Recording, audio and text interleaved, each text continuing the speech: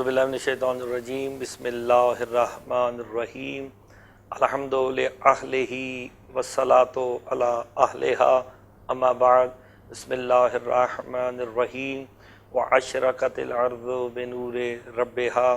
ناظرین کرام، میں آپ کا خادم حافظ مرتضیٰ مہدی آپ کے سامنے پروگرام ریت امام زمانہ اور لشکر امام زمانہ علیہ السلام لے کے حاضر ہوا ہوں۔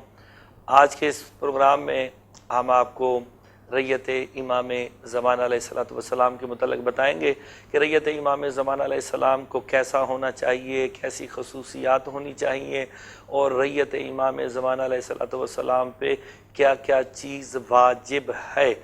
پہلی بات، ریت امام زمانہ علیہ السلام پہ کیا کیا واجب ہے۔ سرکار فرماتے ہیں معصومین کے فرامین موجود ہیں۔ جو ریت امام زمانہ علیہ السلام ہے، اس میں سب سے پہلا واجب یہ ہے کہ وہ اپنے وقت کے امام کی معرفت حاصل کریں۔ جو وقت کی امام کی معرفت کے بغیر مر گیا وہ جاہلیت کی موت مرا ہے۔ تو جاہلیت کی موت سے نجات چاہنا چاہتے ہو تو وقت کے امام کی معرفت کلیہ کو حاصل کرنا پڑے گا کہ مقصد امام کیا ہے، مقصد غیبت امام کیا ہے، اور وجہ غیبت امام کیا ہے۔ ان چیزوں پہ آپ کو غور و فکر کرنا پڑے گا، جس کا تذکرہ احادیث میں موجود ہے اور مختلف پروگراموں میں آپ کو بتایا بھی جائے گا۔ اور ریت امام زمانہ کیسی ہونی چاہیے۔ پہلی خصوصیت ریت امام زمانہ علیہ السلام کی سرکار فرماتے ہیں اس کے کردار سے پتہ چلنا چاہیے کہ یہ امام کا ماننے والا ہے، امام کا چاہنے والا ہے۔ اس کا لباس، اس کا چلنا پھرنا، اس کا گفتگو کرنا بتانا چاہیے۔ اور اس کے بارے میں معصومین علیہ السلام کی روایات بھی موجود ہے۔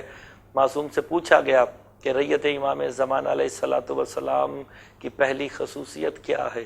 کہا وہ انتہائی پختہ الایمان ہوں گے۔ ان کا ایمان باقی ریتوں کے ایمان سے زیادہ مضبوط ہوگا، کیونکہ باقی ریتوں دیکھ کر ایمان لائی ہیں۔ سرکار فرماتے ہیں جو میرے بیٹے قائم کی ریت ہوگی ان تک فقط کاغذ کی سیاہی پہنچی، اس نے سیاہی کو دیکھ کر ہم پہ کامل ایمان لے آئے ہیں، ہم پہ یقین رکھے ہوئے ہیں۔ اسی یقین کی بنیاد پہ انہیں باقی ریتوں سے زیادہ اہمیت اور فضیلت عطا کی گئی ہے۔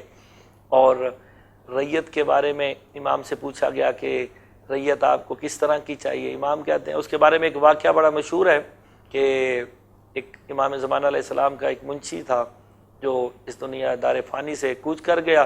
امام نے اپنے ایک سپاہی کو بھیجا کہ کوفہ کے بازار میں ایک عطار ہے جو عبداللہ کے نام سے مشہور ہے، تو اور وہاں پہ کافور بیچتا ہے اور عطر وغیرہ بیچتا ہے، اس سے جا کے کافور لے کے آنا ہے۔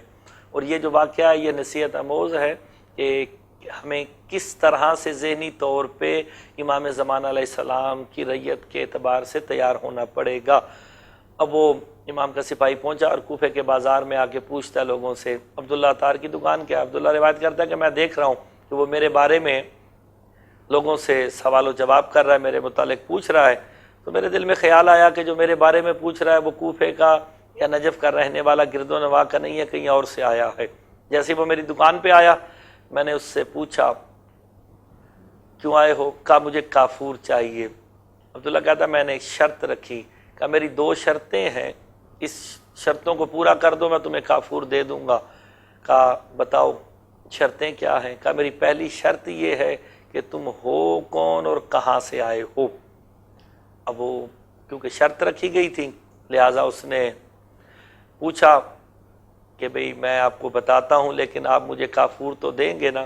بس ناظرین، ہم چند لمحے کے لیے وقفے پہ جا رہے ہیں، وہاں سے واپس آ کے اسی واقعے کو، اسی گفتگو کو کنٹینیو کرتے ہیں۔ انتظار کیجیے گا۔ السلام علیکم ورحمۃ اللہ وبرکاتہ۔